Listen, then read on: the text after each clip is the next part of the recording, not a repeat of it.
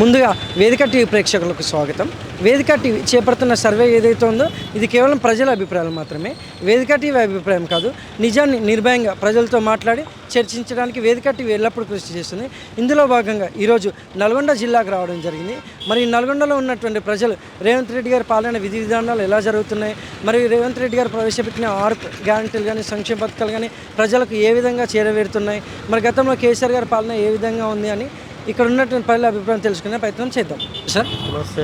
మీ పేరు సార్? నా పేరు గోవర్ధన్ రెడ్డి పాల్వాయి. ఏం చేస్తుంటారు sir? Business tent house. CM Revanth Reddy గారి పాలనపై మీ అభిప్రాయం ఏంటి సార్?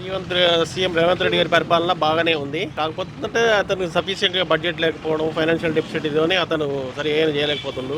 అతనికి చేయాలని ఉన్నా కూడా సరే బడ్జెట్ సరే లేకపోవడం, అంటే ఇన్సఫిషియెంట్ ఫండ్స్ కాబట్టి ఇంకా మంచిగా చేయాలంటే మాత్రం 2 years పడుతుంది, టైం పడుతుంది. మంచిగా చేస్తాడు. మరి గతంలో కేసీఆర్ గారి పాలనపై మీ అభిప్రాయం ఏంటి సార్? కేసీఆర్ వల్ల అది కూడా బాగానే ఉంది. కాకపోతే ఒకరికి పోల్చలేము కదా, పోలిక అనేది ఉండదు. ఈయన రూలింగ్ విధానం వేరు, ఆయన రూలింగ్ విధానం వేరు. Thank you sir. Okay, welcome. నమస్తే సార్. నమస్తే. మీ పేరు సార్? నరసింహ.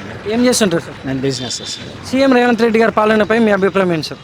సీఎం రేవంత్ రెడ్డి గారి పాలన బాగానే ఉంది. ఇప్పుడు ప్రజెంట్ అయితే కేసీఆర్తో పోల్చుకుంటే చాలా బెటర్గా ఉంది. ప్రజెంట్ అయితే పర్లేదు, మంచిగానే ఉంది. 6 గ్యారంటీలలో కొన్ని రుణమాఫీలు కొంతమంది కాలేదు, అవి కూడా చేస్తూ అంటారు. ఇంకా ముందు చేస్తారు. బడ్జెట్ కూడా చూసుకొని చేయాలి కదా వాళ్ళు కూడా, దానివల్ల చేస్తున్నారు. ఇంకా ముందు చేస్తున్నారు. మరి గతంలో కేసీఆర్ గారి పాలనపై మీ అభిప్రాయం ఏంటి సార్? అదే అంతా దోసక తినడు, ఇంకా అదే పాలన ఏముంది. వాళ్ళు కనీసం పోతే కూడా ఎవరు గెలవపోయేది, ఎవరిని అడిగినా ఎవరిని గెలవాలో కూడా తెలియదు. ఆ ధరని పెట్టి చాలా మందిని ఇబ్బంది పెట్టారు. దానివల్ల కూడా చాలా ఎఫెక్ట్ అయింది. Thank you sir. నమస్తే అమ్మా.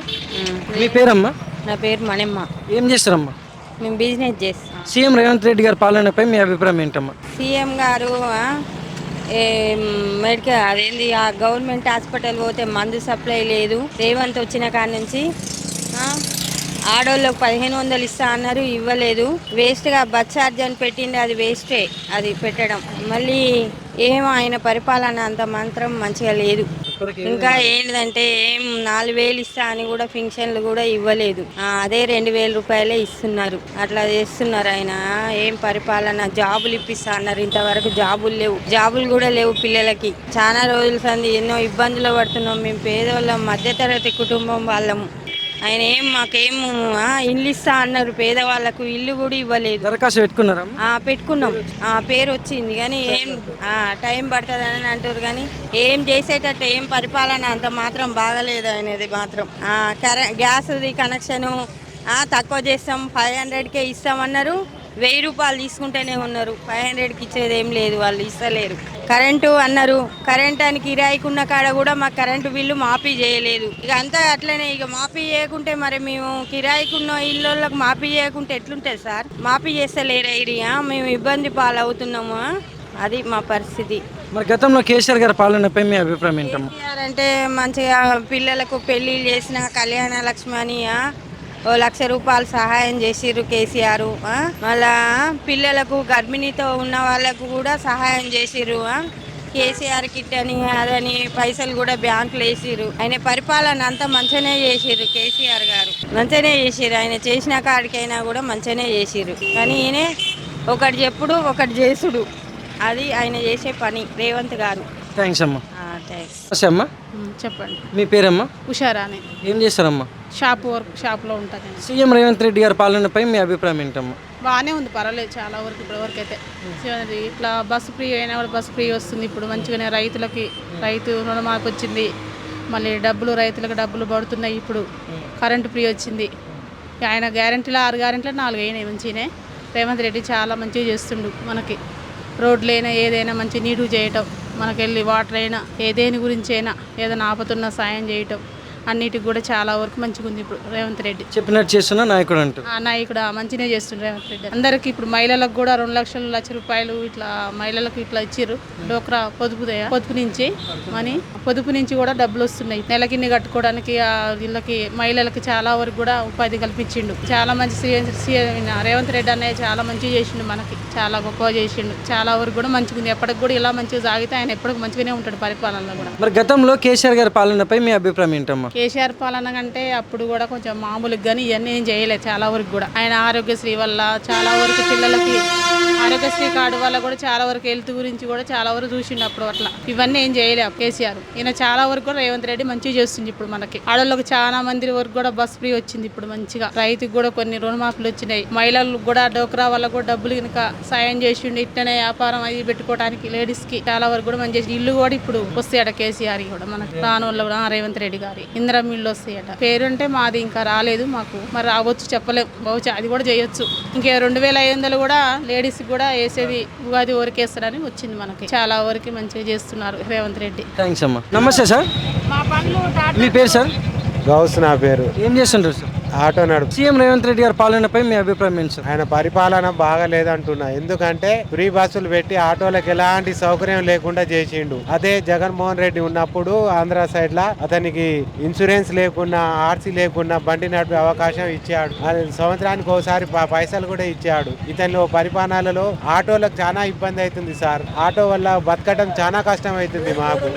మాకు ఎలాంటి అభిప్రాయం ఉందో రేవంత్ రెడ్డి పరిపాలనలో ఏది బాగాలేదు. బాగున్నప్పుడు మాకు కేసీఆర్ గారు ఉన్న పరిపాలనలే బాగుండేది. మాకు ట్యాక్సీ తీసేసిండు కేసీఆర్ గారు. మరి ప్లేస్ ఏంటంటే మాకు ఎక్కడ ఆగినా రిటర్న్ కిరాయి దొరికేది, మళ్ళీ పోయేటప్పుడు కిరాయి దొరికేది. రేవంత్ రెడ్డి పీరియడ్లా లోకల్కి వచ్చినా మాకు ఎలాంటి సౌకర్యం లేదు. బస్సు ఆడ ఆపాలన్నా ఆడ ఆపుతారు, జనం ఎక్కిపోతున్నారు, కానీ మాకు ఎలాంటి లాభశాతం లేదు సార్. ఉన్న విషయం ఏంటంటే మాకు రేవంత్ రెడ్డి పరిపాలనలో నష్టమే కానీ లాభశాతం అయితే లేదు. దేవుని వల్ల సెకండ్ టైం రావద్దని కోరుకుంటున్నా. మరి గతంలో కేసీఆర్ గారి పాలనపై మీ అభిప్రాయం ఏంటి? కేసీఆర్ పరిపాలనలో ఆటో ట్యాక్సీ తీసేసిండు సార్. ఒకటి కిరాయిలు మంచిగా అయ్యేటట్టు చూసిండు. ఇన్సూరెన్స్ వాళ్ళు ఆర్టీఓ వాళ్ళు మాకు టైట్ చేసే అవకాశాలు లేకుండా చేసిండు. ఎలాంటి రోడ్డు రవాణా శాఖకు చాలా మంచిగా చేసిండు. అతను దేవుడు అని నేను చెప్తున్నా. Thank you sir. నమస్తే అండి. మీ పేరు సార్? యాదగిరి.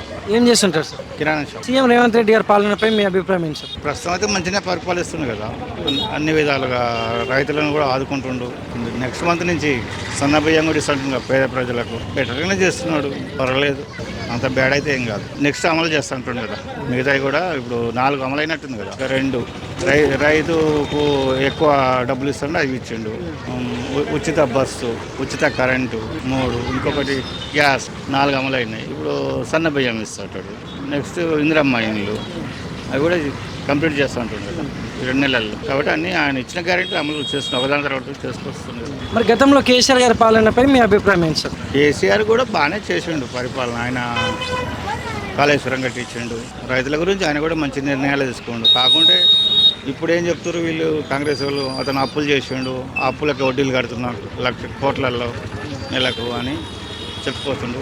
దాని గురించి అంత మన లోతుగా తెలియదు. పేపర్లో చదువుతుంటాం. మరి అప్పు తేంది ఒక అంత పెద్ద ప్రాజెక్ట్ కట్టినప్పుడు కొన్ని డెవలప్మెంట్ చేసిన అప్పులు తేవాల్సి వస్తుంది కదా, తెచ్చిండు, తీర్పాలి, ఏదో ఒక రకంగా తీర్పాలి, గెలిచిండు కాబట్టి. Thank you sir. అమ్మా, మీ పేరమ్మా? విజయ. ఏం చేస్తారమ్మా? మట్టి పని. సీఎం రేవంత్ రెడ్డి గారి పాలనపై మీ అభిప్రాయం ఏంటమ్మా? మా బండ్లు అడుగున పట్టుకుంటారు, నో ఎంట్రీ అంటారు, ఛానల్ కొడుతురు, ఛానల్ కొడుతురు ఒక్కొక్క దాని మీద. లేకపోతే తీసుకుపోయి కేసులు వేస్తారు బండి టాటర్లు.